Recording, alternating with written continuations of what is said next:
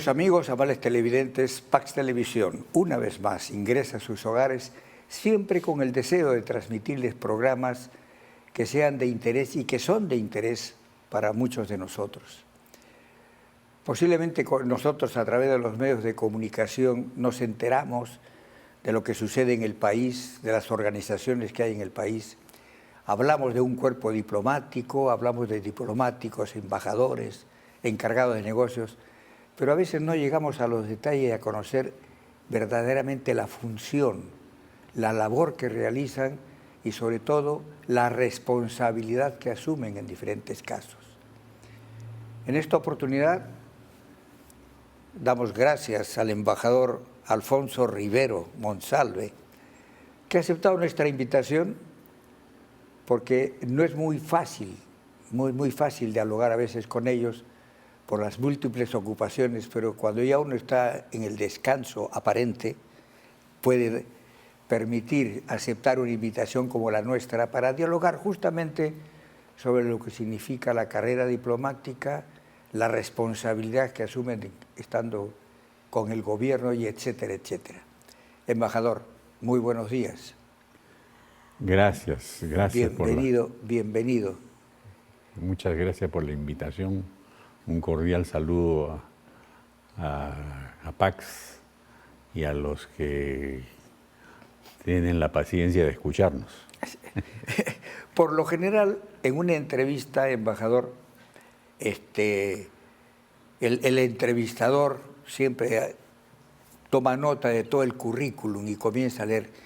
Más bien nos agradaría, señor embajador, que usted nos diera a conocer el cómo y el porqué de su carrera diplomática y a grandes rasgos todo lo que ha venido haciendo para luego entrar ya en detalles específicos. Gracias. Bueno, ¿están preparados para dormirse o no? Al contrario, bastante despiertos para escucharlo. Bueno, yo soy lambayecano. Yo soy lambayecano, la tierra del Papa, ahora se puede decir. Sí, ya está.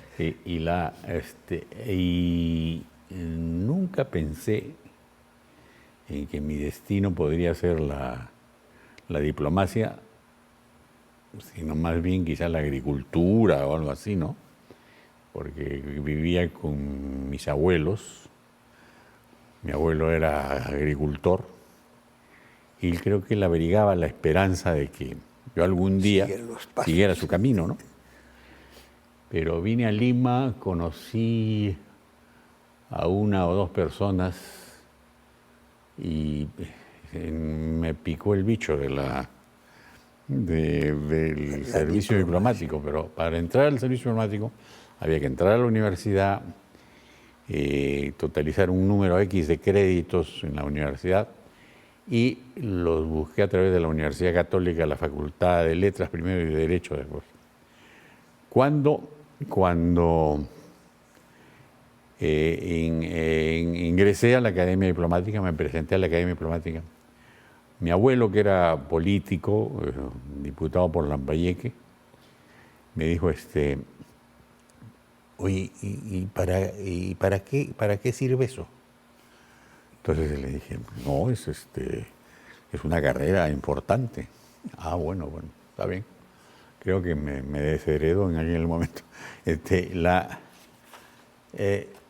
Tuve la suerte de ingresar a la Academia Diplomática después y tener a mi lado a maestros importantes, como Javier Pérez de Cuéllar, Carlos Alzamora, Hubert Wieland, que son glorias de la diplomacia peruana, ¿no? O sea, en eso fui muy afortunado.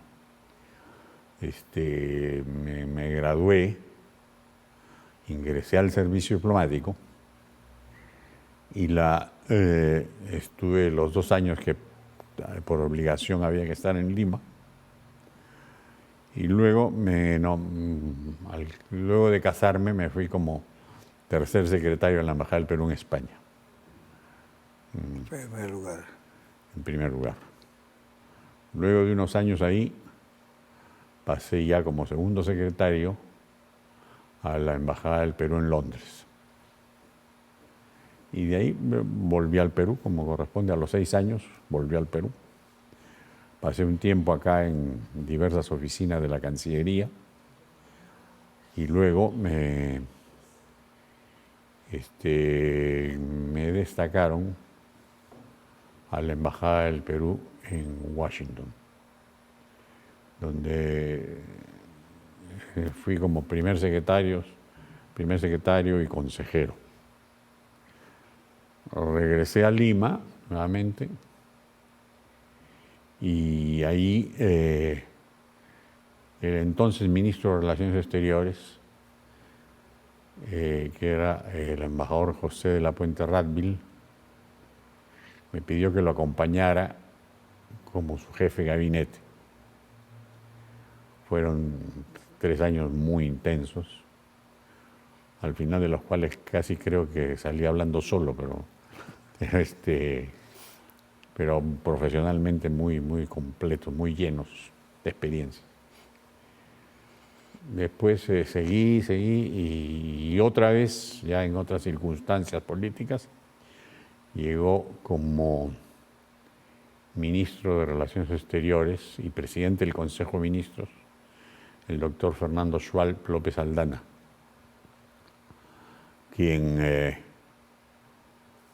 con quien trabajé y recuerdo muy gratamente sus buenas enseñanzas, su serenidad para afrontar situaciones complejas. Cuando el doctor Schwalb renunció, me llamó y me dijo, bueno, Alfonso, yo no quiero a usted dejarlo colgado la brocha. Así que la ley me permite acreditar como embajadores a ministros en el servicio diplomático. Entonces yo tengo 2 embajadas para proponerle. Me dijo, la India o Suecia. Entonces yo le dije, doctor, gracias, le agradezco esta oportunidad. La India. No, me dijo, yo no quiero hacerme responsable de esto. Llame delante mío a su esposa y pregúntele. La llamo Marisa, que en paz descanse. Inmediatamente contestó, la India. Bueno, y nos fuimos para allá. Una experiencia singular realmente, extraordinaria. Fue de todo contexto. En todo contexto. ¿Me permiten que cuente una anécdota? Por supuesto, sí. Una anécdota un poco triste, pero en fin. Me tocó vivir la noche en que asesinaron a Indira Gandhi. Asesinó su guardia personal de Sikhs. Fue por motivos religiosos. Los hindúes reaccionaron y a todo aquel que llevaba lo que identifica a los Sikhs, que es la gran melena con el turbante, todos aquellos que tenían eso o que se notaba que se habían afeitado, los asesinaron. Se calcula que esa noche, entre los que encontraron en la calle y los trenes que ingresaban a Nueva Delhi, murieron cerca de 25.000 Sikhs. Atroz. Bueno, en fin, se pasó eso, pero aparte de eso tuvimos la oportunidad de recorrer la India, de estar con su gente de una espiritualidad impresionante, impresionante. Y luego, un día llegó a las 5 de la mañana, porque no se había enterado la persona que me llamaba bien de la diferencia de hora. A las 5 de la mañana me llamó, me dijo, oye, Alfonso, has sido trasladado. ¿Así? ¿Dónde? A Bolivia, como embajador en Bolivia. Bueno, era un honor ser trasladado a una embajada fronteriza. Claro. Bueno, pues ahí estaremos. Pasé unos años ahí en Bolivia, viendo una temática muy rica. Y luego regresé a Lima y en algún momento en el ministerio de Guillermo Larco Cox me pidió que fuese su viceministro. Así que estuve como viceministro de Relaciones Exteriores algún tiempo hasta que me fui de embajador a Chile. ¿Cuántos países en total ha recorrido señor embajador? ¿Cuántos llevo?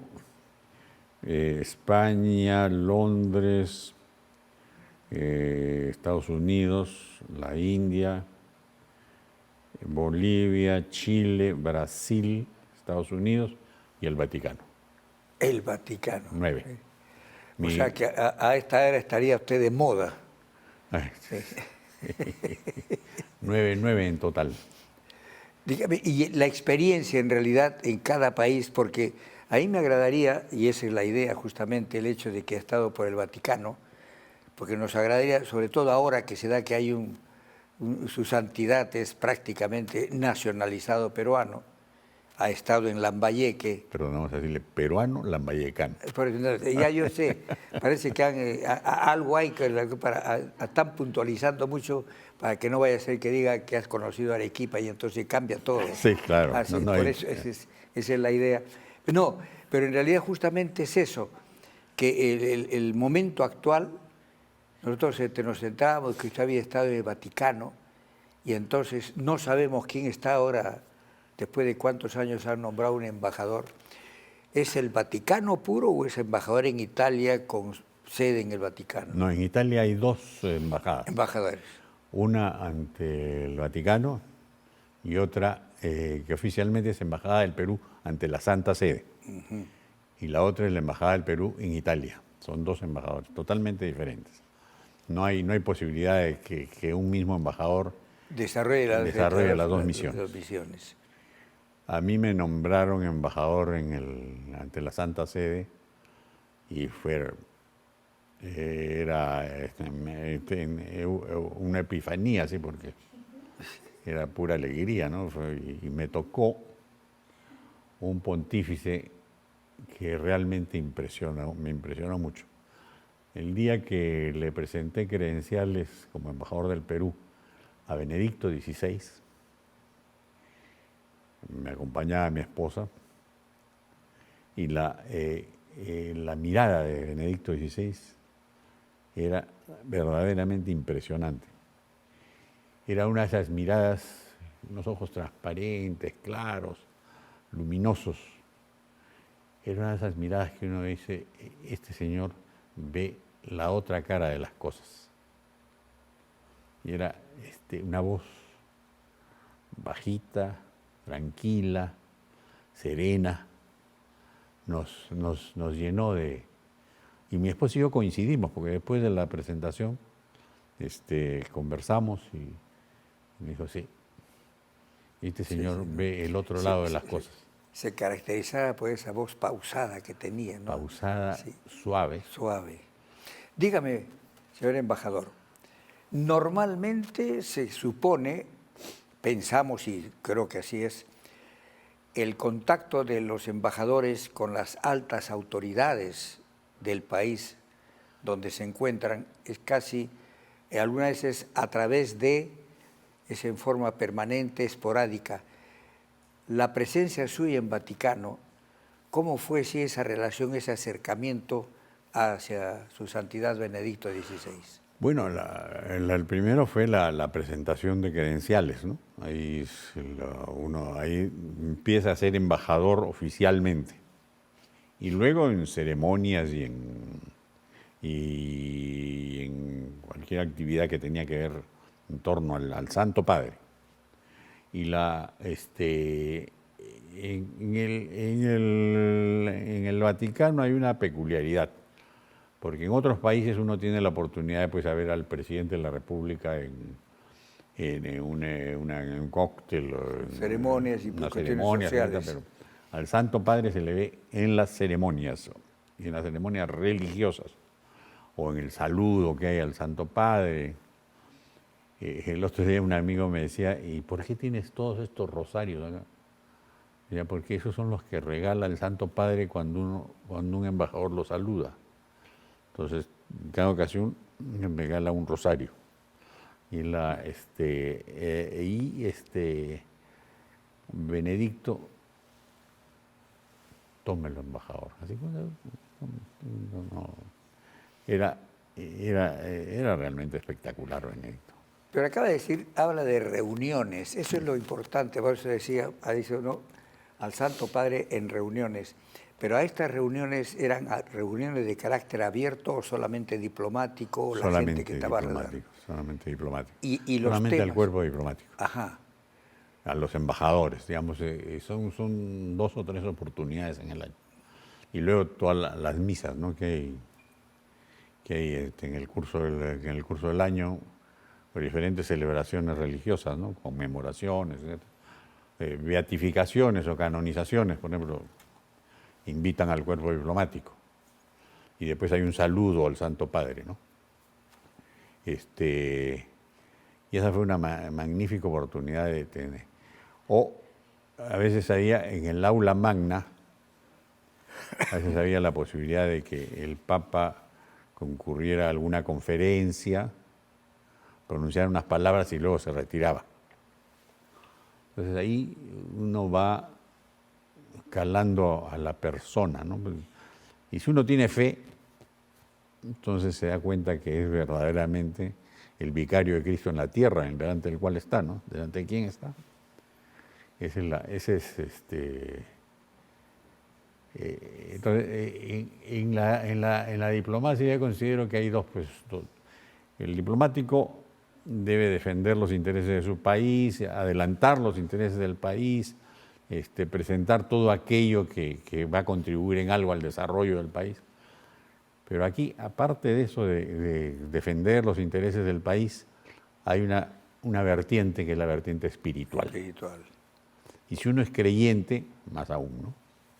Entonces, eso es lo que hace diferente a una embajada del Perú, una embajada de cualquier país en el Vaticano. Pero en algún momento, justamente, digamos, vamos a apartarnos un poco de las acciones netamente diplomáticas o la labor diplomática. ¿En algún momento el santo tiene acercamiento al Santo Padre en forma personal, particular, como si fuera, digamos, una audiencia que da el... No, si un embajador solicita audiencia, ajá, por algún tema X, Y o Z, el Santo Padre lo recibe. Es así. Cuando es un interés ya mayor. Fíjese, yo quisiera hacer una acotación muy interesante. Yo considero, es una impresión personal, que el servicio diplomático vaticano es el servicio diplomático más sofisticado que hay en el mundo y con mejores fuentes de información. Fuentes de información que además sobrepasan las fronteras, ¿no? Porque a la larga, el problema que hay, quiero decir, voy a mencionar un pueblo en Lambayeque, Íllimo. El párroco de Íllimo se lo traslada al obispo de Lambayeque. El obispo de Lambayeque se lo traslada al arzobispo. El arzobispo al nuncio. Entonces, y eso llega directamente al Vaticano. Lo que pasa en Íllimo pasa en Francia, en Austria, en todos los países donde... O sea que su santidad está perfectamente informado de todo lo que sucede en el mundo. Son los mejor informados. Entonces, debajo de su santidad hay un funcionario que es de gran responsabilidad y de gran valor, que es el secretario de Estado. Uh-huh. El secretario de Estado es el que ve todo el tema de las relaciones internacionales de la Santa Sede, a la vez que todos los temas administrativos de la curia y de la Iglesia en general. Normalmente es una persona de toda la confianza del Papa. En este caso, en este momento es el cardenal Parolín, sí, que cuando yo estaba en Roma, él era el sustituto de la Secretaría de Estado, o sea, el que le sigue al secretario de Estado. Un hombre extraordinario, de gran valor, al que yo tuve el honor de condecorar con la máxima condecoración peruana, con la Orden del Sol. Y la y verdaderamente con lo que con el funcionario que uno trate en los que se llaman los dicasterios, igual ministerios, sabe que eso va a llegar al secretario de Estado y al Papa. No hay burocracia. Hay una inquietud siempre, la representación misma del embajador en el Vaticano, que se supone es la relación casi directa o indirecta con su santidad y los dicasterios, como ha mencionado. Pero, digamos, ¿qué aspectos fundamentales se tratan durante el desarrollo de las funciones como embajador con los dicasterios o directamente con su santidad? Bueno, hay múltiples asuntos, por ejemplo, la educación. Hay temas de educación que tienen que ser tratados en el Vaticano por ser el Perú un país católico, ¿no? Después, si hay necesidad de buscar el nombramiento, o no de buscar un nombramiento, no, de impulsar un nombramiento de un obispo, tienen que hacerlo en el dicasterio para los obispos. Si hay necesidad de aclarar la posición del país en torno a X, Y o Z problema internacional que interesa al Vaticano, y todos interesan al Vaticano, entonces se habla con el secretario de Estado o con el encargado del área, encargado de Latinoamérica, y hay un encargado de Perú específicamente. En la foto que está la señora Boluarte a su llegada a Fiumicino, hay un sacerdote, es el jefe del área, el jefe del área latinoamericana. Entonces, todo tiene, por conductos uno no se puede quejar. Lo último que me ha llamado la atención es el acercamiento que tienen ustedes con dicasterios para reforzar determinado nombramiento, dijo algo, de obispos. Ese es de obispo o algo relacionado con la Iglesia Católica en el Perú. A eso quiero llegar. ¿Cómo llega la Iglesia Católica a ustedes? ¿O lo hace a través de Cancillería? ¿O tiene que ser el presidente directamente el que diga es necesario que el sacerdote fulano de tal sea obispo voy a repetir, en Chiclayo, para que esté más cerca a Lambayeque? A mi corazón. Y la Iglesia no consulta a los gobiernos sobre en determinadas circunstancias, la Iglesia por cortesía puede hacer saber, pero no como pidiendo el ok, ¿no? La aprobación, sino vamos a nombrar como a fulano de tal, ¿le parece bien? Bueno, ya tienen el beneplácito en buena cuenta del gobierno. Pero no tiene veto el gobierno. No. La Iglesia es independiente en sus decisiones. Si uno se entera que va a haber tal nombramiento, lo hace conocer a Lima, recibe la región de Lima, entonces ya ahí depende de la muñeca de un embajador. Entonces, que esto, que el otro, que por aquí, que por allá. ¿Y qué relación mantiene el embajador ante la Santa Sede, digamos, directamente con el nuncio del país el cual está representando? Bueno, somos pares, ¿no? Claro. Claro, pero... Pero hay intercambio de acciones. No. Los nuncios, como ya le he dicho, forman parte de un servicio diplomático muy sofisticado, Hablan todos los idiomas del planeta, pues, ¿no? Así sí vienen. Y lo máximo que obtendrá del nuncio, quizá, bueno, posible. Sí, son las respuestas ambiguas, ¿no? Sí, puede ser tal vez. Sí, sí, sí, con eso nos califican a todos los diplomáticos, ¿no? De que el diplomático nunca dice ni sí Ni ni sí no. ni no, Ah, es así es. posible. Hay Sí, posibilidades, sí, sí. tendremos que estudiar y se Claro. analizará en su momento. Sí, sí, sí, eso. Así que, no, y en eso los anuncios son... Acaba de, embajador, me ha dicho y lógicamente ha sacado por delante para efecto de estar en el Vaticano el católico. ¿En algún momento se ha dado el caso de que se haya nombrado a algún embajador que no fuera católico? Que yo recuerde, no. Que yo recuerde, no. Los inmediatamente anteriores a mí, los que me han seguido. Que no sea practicante, sí. Tengo registrado a uno, pero no puedo delatarlo. Entonces, pero normalmente son personas que tienen pues esa vertiente de fe, de creencia firme. Y me trae también a colación el hecho de que todo el cuerpo diplomático acreditado ante la Santa Sede, también algunos por ahí en algún momento en las tertulias o en el conversatorio que pueda tener con sus pares ahí en el Vaticano, algunos no son seguidores de la fe católica. Bueno, sí, hay una serie de embajadores árabes que son mahometanos, ¿no? Y entre los africanos hay no creyentes, ¿no? Pero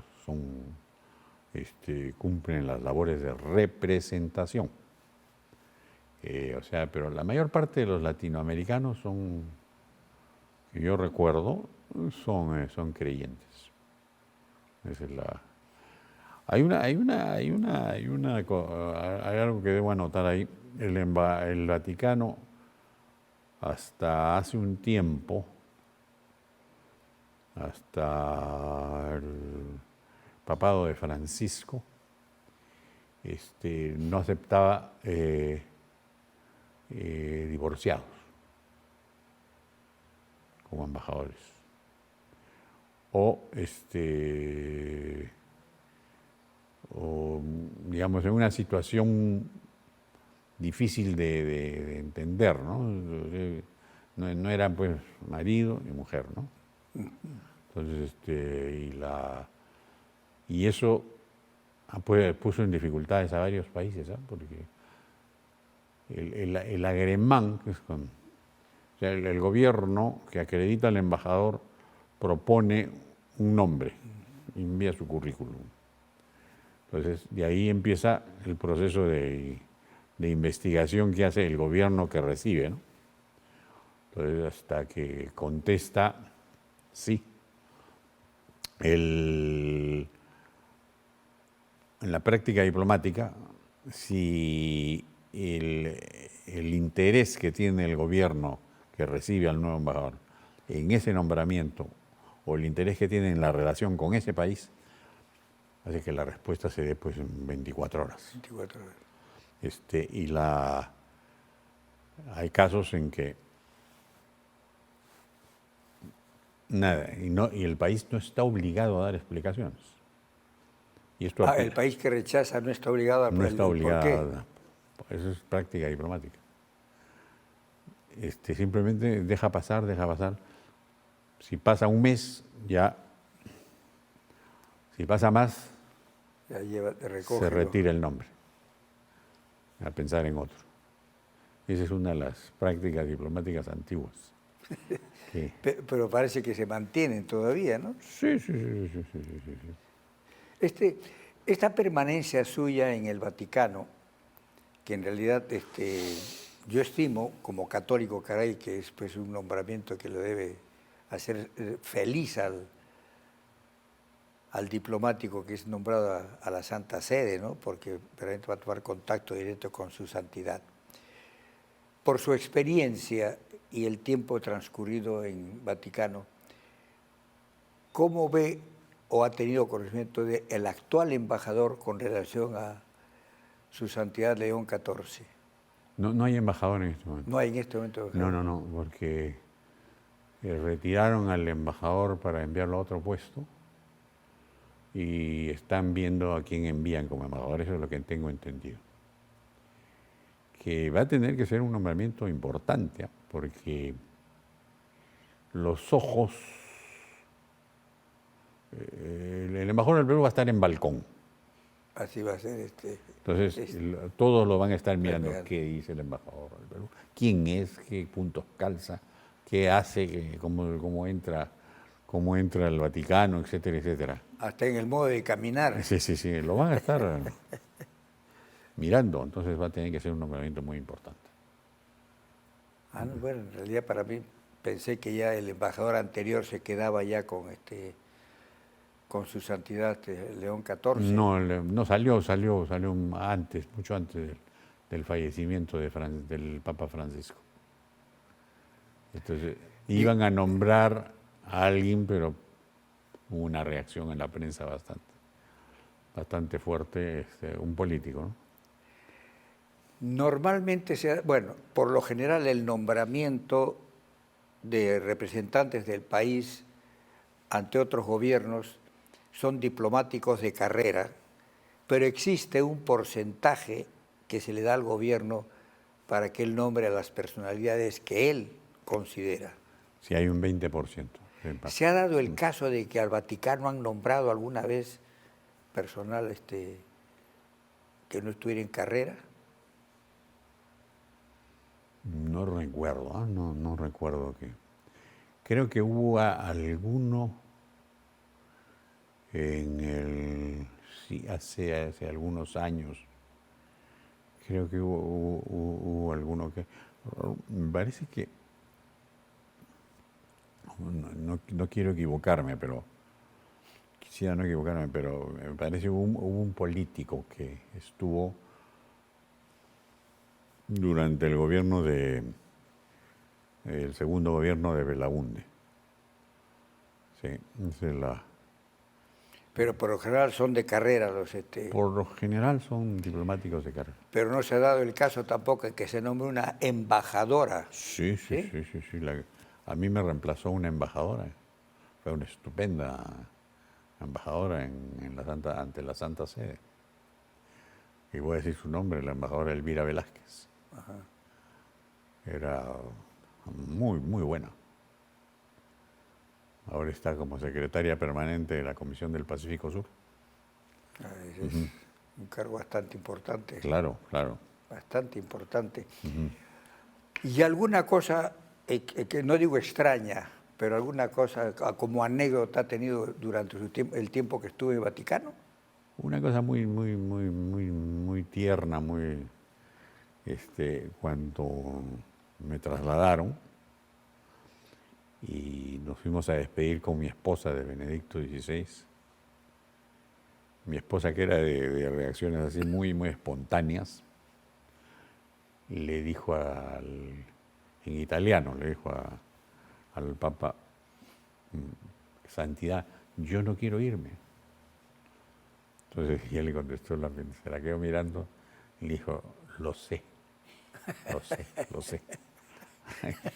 Eso me llevó al alma.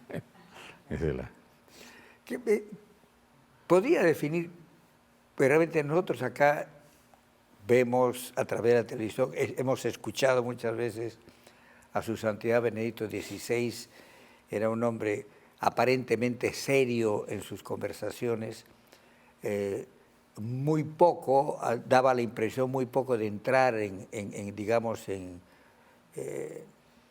¿cómo le puedo decir? Pues no lo risueño, pero sí en la broma, mantenía una seriedad. ¿Él era así? No olvidemos que es un papa alemán, ¿no? Que fue un papa alemán, primero. Y segundo, que su educación y su espiritualidad iban por el lado de escuchar, de atender lo que se le pedía y luego contestar con muy pocas palabras. En eso, León XIV se parece mucho a Benedicto XVI, o sea, escucha y luego contesta, pero con lo necesario. pocas palabras, no más allá de lo... Y que era muy extrovertido, era Juan Pablo II. Juan Pablo II debe ser una El risueño permanente. fuerza de la naturaleza, ¿no? Además, su constitución. Y a mí me tocó tratarlo en 2 o 3 oportunidades en viajes o cuando yo estaba de embajador en Washington, él fue en visita oficial a los Estados Unidos, entonces un saludo. ¡Oh, Perú! Entonces, esas cosas simpáticas que tenía, ¿no? Hay una cosa bien interesante, es una exageración de parte mía. El otro día estaba revisando una foto una estampa de San Juan Pablo II y le vi una cosa muy parecida en la mirada, en la potencia de la mirada, a León XIV. Esa mirada así potente, firme, segura, de quien está muy, muy convencido de lo que dice y de lo que hace. Él fue, después de todo, quien se opuso pues al comunismo, ¿no? Así es, eso fue el que... Fue el reducto, sí. Fue el constante. Claro. Dígame, y esta es una pregunta que de repente le suena personal, pero estando ahora su santidad León XIV con todo el tema y con escudos chiclayanos por todos sitios y lambaquellecanos. Y el arroz con pato. El arroz con pato y todos están presentando la chicha que no sé cuánta. A que le han regalado un zapallo loche. Un loche, sí. Un zapallo loche. Sí. Me imagino que no se le mueven mucho los pies para ir por allá a visitarlo. No, ya hay que dejar paso a las nuevas generaciones.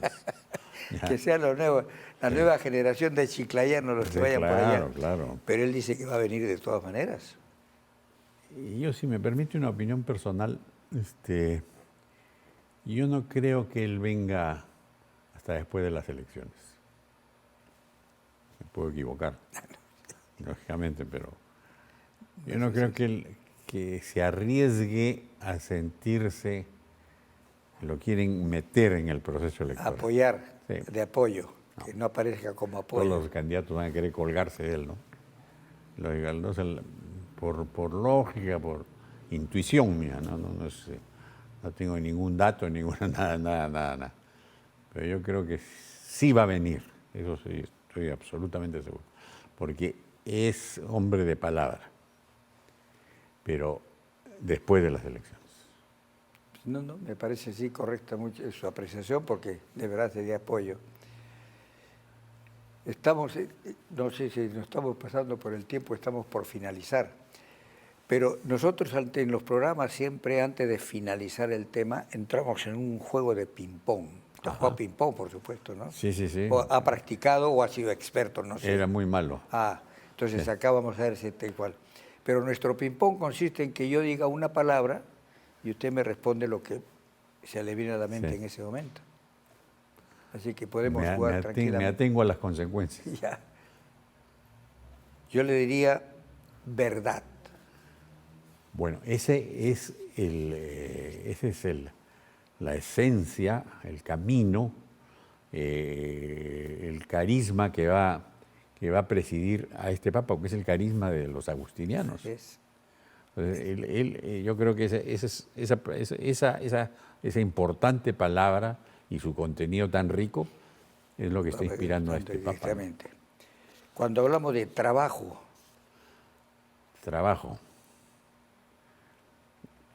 Lo único que me viene así es Descanso.